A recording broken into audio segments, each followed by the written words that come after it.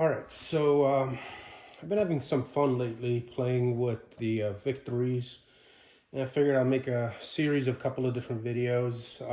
We'll start with the basics, which is what we've got outlined here, so we kind of understand what the different components are and when you would use what. And then we'll go into the cables. That is usually a confusion area, and then we'll get into installation and some operations of it.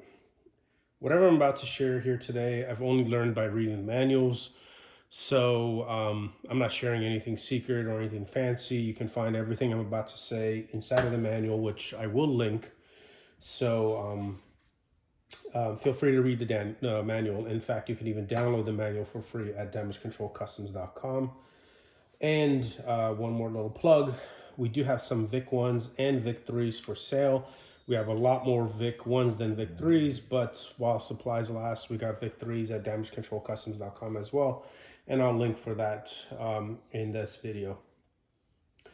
All right, so let's go ahead and get started with some of the components. We are going to use some tools, and we'll talk about what we're going to need these tools for, and we'll show them to you a little bit later. So for right now, we're just going to put them aside here. But essentially, let's start talking about this right here. This is the Master Control Station, CD82.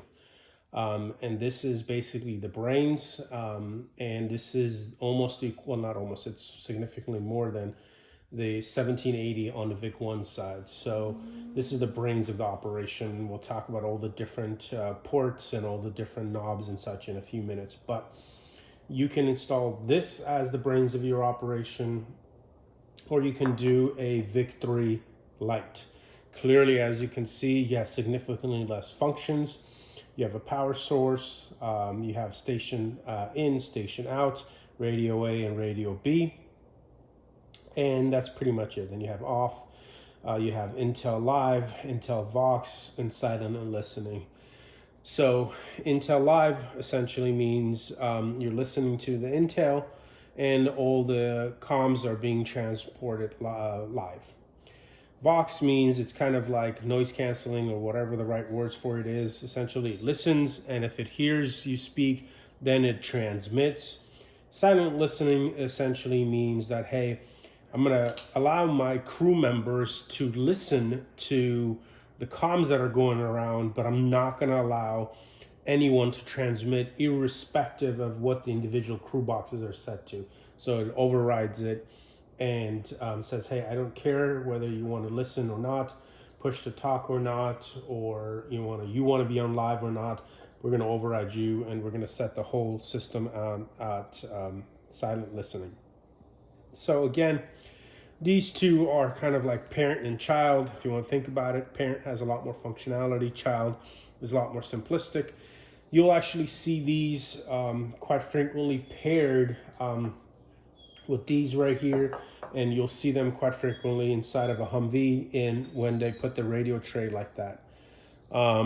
They go hand in hand. So we'll get into these in a second, but essentially, you have CD82 and you have the VIC-3 Lite. So let's start talking about some of the features on the CD82.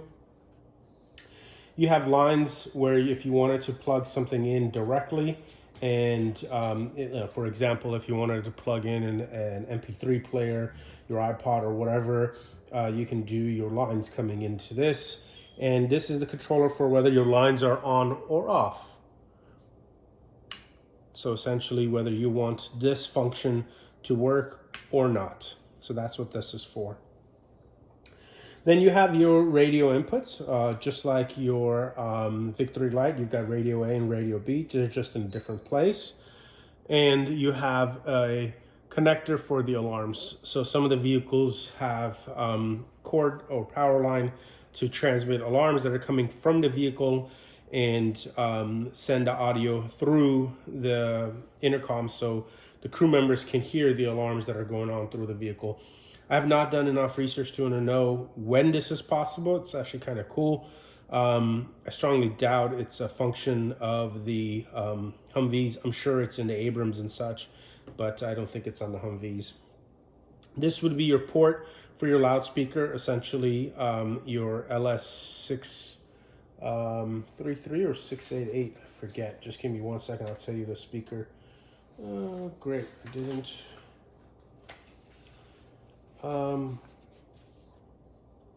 I forget the speaker. Oh, no, 688, sorry, 688. So the loudspeaker is LS688. And this would be the connecting port for your loudspeaker. Obviously, power is power. Then you've got station out, and then you've got station in. So something to understand about the VIC-3s is essentially you don't have to, but you should do a full loop. In other words, you should have your highway cables exiting, going into your first crew box, out of your first crew box to your second, out of the second into the third, out of your third into your fourth, assuming you have 4 station, out of your fourth and back in to your CD82.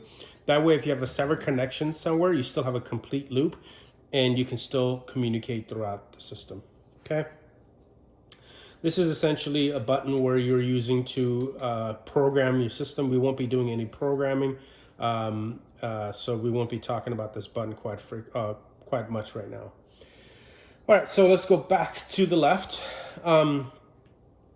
This is essentially your control knob where you turn on your system and you set it on the pre-program setting 1, pre-program setting 2, pre-program setting 3, silent, so you can listen and silent, essentially kind of going back to your VIC-3 Lite. You have the listen and silent. You don't have the program modes on this.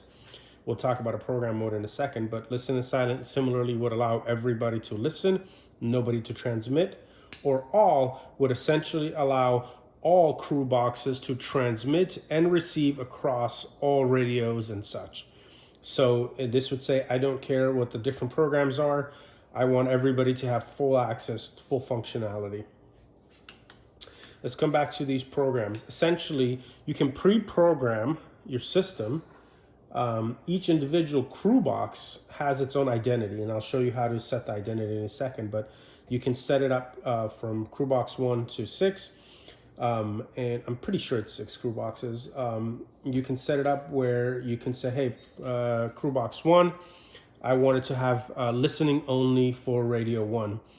But crew box 2, I want it to not even be able to listen. But crew box 3, I want it to be able to listen and transmit. And you can do that across all your radios, A through F. So at program 1, essentially, you're setting permissions per box. At the box level, they can also set their own desire. However, if the master control station has not granted them access to that radio, even if they put it on radio C for working, which means to listen and to transmit, if the master control station has not been set to allow that to happen, it doesn't matter what the crew member sets it to, it will override it and not allow them to have access to that, okay? So that's essentially the program, and you will use these functions here to view and pick your different station that you want. For each station, pick the different radio, A through F, and allow it the function to be set, where the function is to not be able to listen or transmit, or listen only, or listen and transmit. So that would handles this, and obviously off is off. Nothing is transmitted through this. For your loudspeaker, yes, you can physically plug in your loudspeaker. You can set it to transmit intel. You can set it to transmit radio. It's pretty self-explanatory. That's all good to go. We already touched on the lines. Essentially, this will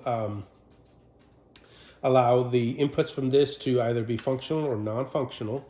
Finally, you have accent.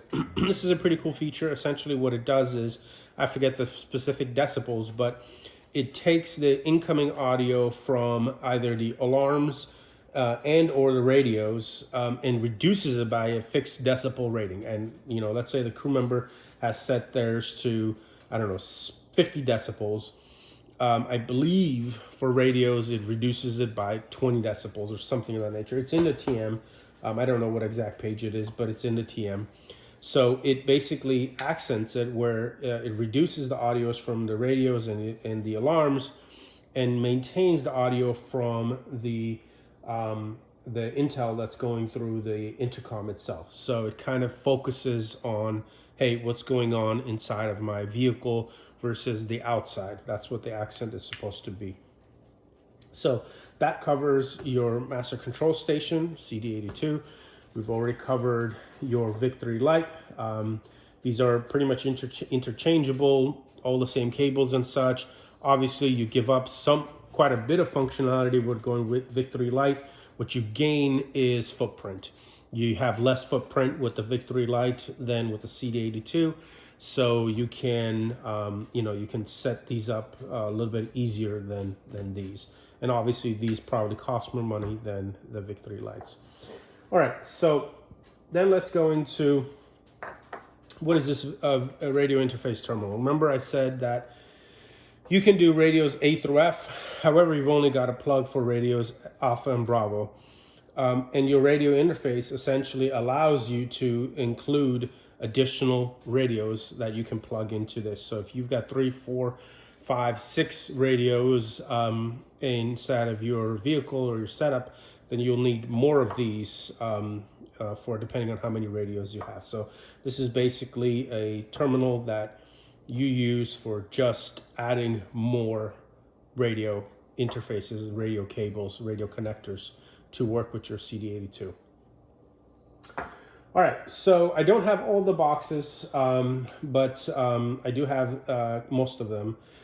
I am missing one more box that you could essentially put, I guess I should put it this way, it's kind of from a hierarchy perspective. You would have one more box here that would only have a volume knob, and that box is intended for just listening only. But let's start down here with a full function crew box. So this full function is exactly what it says. This has the most amount of functionality from a crew box perspective. This is where your headset jack would go, and this is where your input for the audio highway cable is, and this is where your output for the highway cable is. Again, this is the bailout cable would go in here for your headset, and this is where your vehicle push-to-talk would be plugged into. I've actually never owned one. I don't even know what the cable looks like, but I would love to, if anybody has one and they're willing to share, I would love to hook one up in my vehicle. Okay, so what do we have here? Obviously we have a volume control. I find that you're typically in the yellow. It's a little too loud, a little too much static in the red, but you can go in the red if you need to. Volume control for your device. This right here is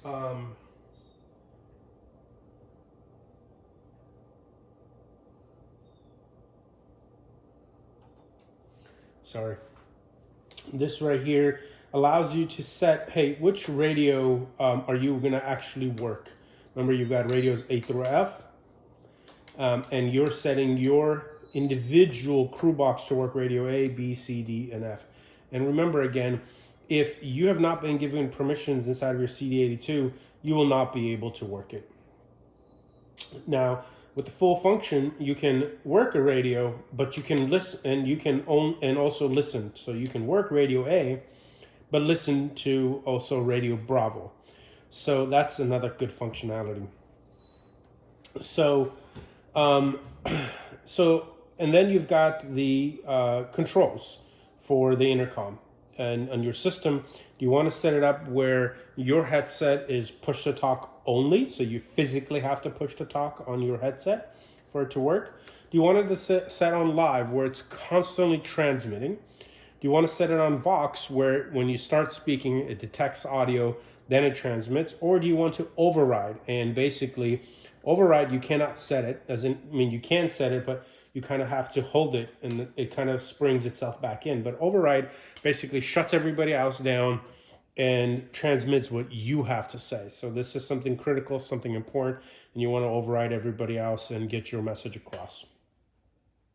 These are all the functionalities that I understand, that I know of the full function crew box.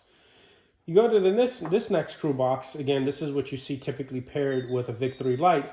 It is basically half the functionality of a full function, because what you have with this is a connection for 2 bailout cables or 2 headsets. So you can connect 2 different headsets instead of just one on this one crew box. But you forfeit the functionalities of whether you're push to talk or not, which means you're always on push to talk. You cannot override, you cannot go on Vox, you cannot go on live. You can only control the volume levels of the 2 different headsets. And you can only work a radio. You cannot work a given radio while listening to another radio. These have pretty, they have their applications. They have the right places for them, quite honestly. On my own setup, I'm going to be putting this with the right front passenger. And what I'm going to be doing is essentially this would go for anybody that's going to go on the turret. They could put a bailout cable on this, and the guy on the turret can run this, and the right front passenger can also run this. I don't usually have somebody on a turret, it's just not normal for civilians. So it's just not really important enough for me to run a separate crew box just for the guy on the turret. So essentially, this is what you would find with, again, being paired with a VIC-3 Lite. Finally, you would have another box just like these, except you would only have one volume controller. Again, I don't have that box, but that box would allow you to simply listen. So if you wanted something outside of your vehicle, I'm not really sure what the right application for that would be, but maybe if you wanted something outside of your vehicle for somebody to just listen, you could. That doesn't make any sense to me, but there's got to be an application for it.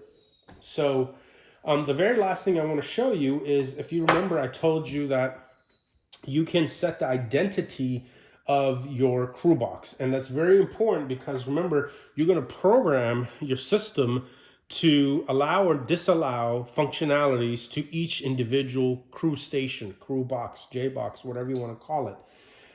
And to do that, you need to open this, I guess it's a port. I'm not really sure what the right name for this would be, but you just unscrew this, and you're going to have a very tiny screw here. And essentially, if you click all the way left, that's going to be station 1, station 2, station 3, station 4, station 5, station 6. And you basically set the identity of that crew box. And that way, when you program your system, it knows that, hey, this is the crew box that I want to give this permissions or not give this permissions to. And that basically wraps it up for this edition. Again, I'll do another video where I'll educate, or share my knowledge on the different cables that are needed, and how to hook it up. And then we'll do one more video where we're actually using it, and we'll actually have a pretty cool surprise with that particular video whenever we do run it. Again, you can find this manual, and I'll post a link. You can find this manual at Damage Control Customs. We do have a few VIC-3s listed, 2-man station VIC-3s listed at Damage Control Customs. Hopefully we can get more. I don't know at this point in time. It doesn't look promising, but we have a bunch of VIC-1s if you're interested in VIC-1s. Cheers. Thank you for your time.